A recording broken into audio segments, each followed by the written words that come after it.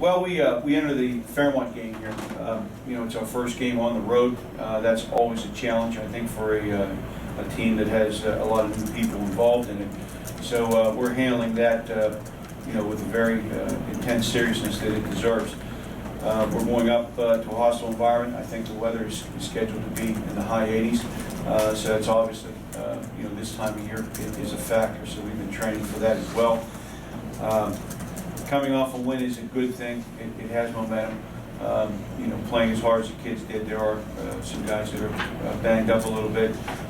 All were expected to play, so it is in good shape, but their practice time, again, dwindles down when they have to do some recovery work to get right.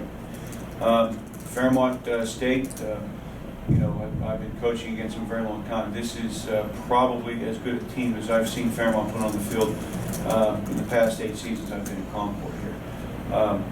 The quarterback is very good, and the receiver crew, and really there are some names there that, some guys had some big games last week, but I know that the guys that maybe didn't lead the team to catch, they're all good. I mean, they're all proven, experienced players. They've got a solid run game, offensively, they really are firing on all cylinders. So that's going to be a great challenge for us to contain them and to get off the field, without giving up a ton of points. Again, defensively, they are very aggressive. Their secondary is probably the strength of that crew. Because they do a lot of man coverage and they do it very well. And number 9 has been doing it for a long time. Gene Charles is his name, and I've been doing in this league for a while. I always respect that out of players that not only proven this year but have done in the past. And I think defensive front, they've got a real good pass rusher out of the Jones kid. His name is Marco Jones. He's been pushing the edge and doing some things there. And if you look at their last week game against State, they were down 10 going at halftime, and literally third quarter, flipped that completely, went out by 10, and put the game away. And they also posted, I believe, 4 turnovers. So we were +2 last week. We were pretty happy with that. They were +4, and that probably sunk Western State's battleship when they went against the Fairmont team that was playing that well. So I think what we have to do is to, get them off the field offensively, and to sustain drives, keep the ball on the field, and play solid special teams and keep that part of our game going. Every coach in America is probably saying the same thing, but I think it's really underlined when we play a Fairmont State team. It's really firing, playing their best ball I've seen in a long time, right now. So that's how I'm looking at it.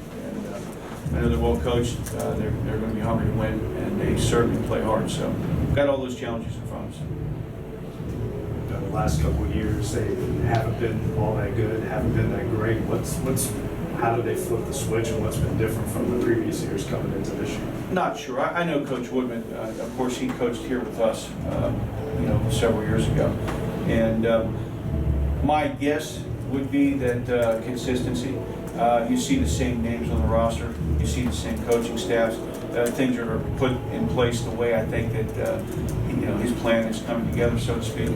And when you get that, you tend to be more successful because the consistency factor. Guys know what to expect, and I think that you can preach about playing hard, but it takes time, to build. I think he's. My guess is that's the biggest difference, maybe than the last couple of years, whatever you want to say. Got the plan in place and it's executed. It looks pretty good.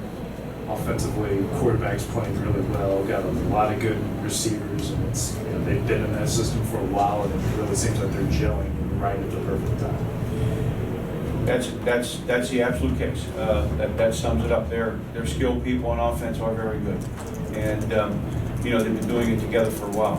And I think that in the past, again, I'm not an expert on Fairmont's history so much, but I know that the quarterback was in and out of the lineup due to injuries. He never really get settled and get things where you want them to be.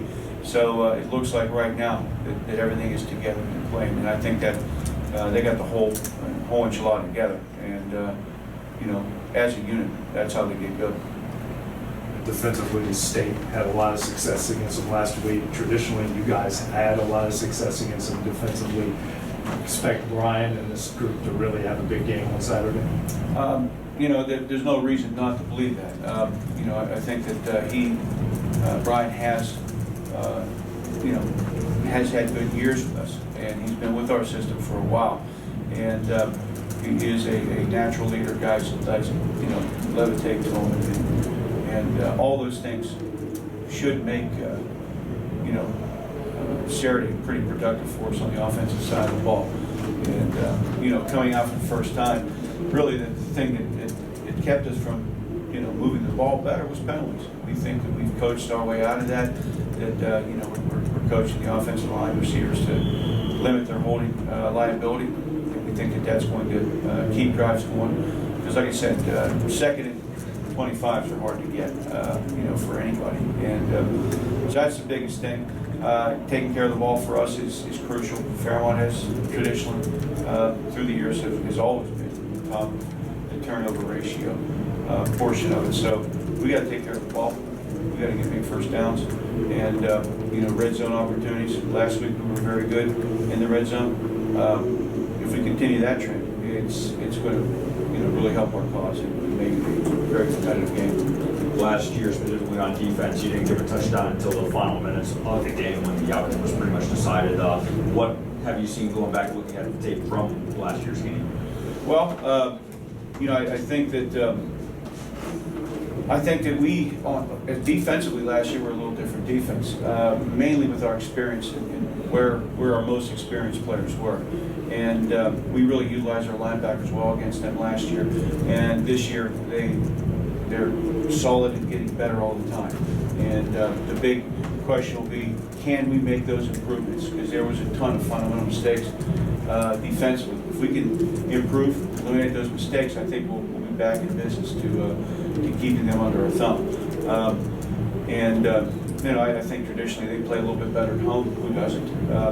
So that will fall into their favor. And we're just going to have to take it one play at a time, one drive at a time defensively, because they can score from anywhere at any time. And we got to look at it as play the next series. Don't let that last one. Learn from it and move forward. Do that, we'll be okay. Last year, both teams came into this game coming off a loss in their opener. This year, you guys both teams win their opener. How do you see the emotions being affected as a result of both teams trying to stay? Well, I think I made a statement to the team that, the old saying, what you do in November gets remembered, but you never get to November without your September. So, these are very big games, and I tend to agree with you that I believe that Fairmont and Concord both have a future late in this season. Will be a factor all the way through. And this game, if that is true, is going to be an absolute factor to how things play out in the league. It may mean a league championship. It may mean being vying for it late in the season. Whatever the case. But I look at it and say I tend to believe that both of our teams will be a factor. And winning this game obviously will set you up, give you a lot more breathing room and a lot more confidence moving into the meeting schedule. For you last week, getting that first win as a head coach, more relaxed this week, knowing that. Well, you know who I am, and I don't relax very often. I say I'm undefeated in ambush play. Meaning, if I can ambush somebody, I never lose. And I don't like to get ambushed. So there'll be no big surprises, I think, as far as that goes. And I think that Fairmont has the ability to play very fast and chain plays together. So we're practicing in that mode. Whether we can stop them or not based on that isn't the question, but at least we'll be prepared for it. But it was great getting that first win kind of out of the way. It's a hurdle that you don't want to be looking for, into the mid part of your season. Now we're looking to make a run and be a factor in this league late November. And by doing that, you got to win the September games. There's no getting around it.